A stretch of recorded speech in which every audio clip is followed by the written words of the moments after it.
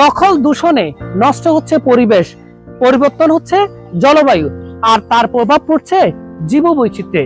আমি এখন দাঁড়িয়ে আছি ফেনীর সোনাগাজীর আমিরাবাদ ইউনিয়নের সফরপুর খালের উপরে।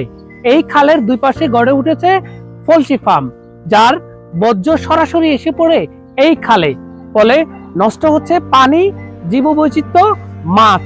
আর এই পানি সরাসরি চলে যাচ্ছে ফেনী মুহুরী নদীতে। আর সেখানে জীবিকা নির্বাহ করা মানুষগুলো মৎস্য শিকার আর করতে পারছে না, যেটির ফলে এখানকার মানুষ আইনশৃঙ্খলা কমিটিতে বারবার এই পরিবেশ বিপর্যয়ের কথা তুললেও কার্যকর কোনো পদক্ষেপ নেই।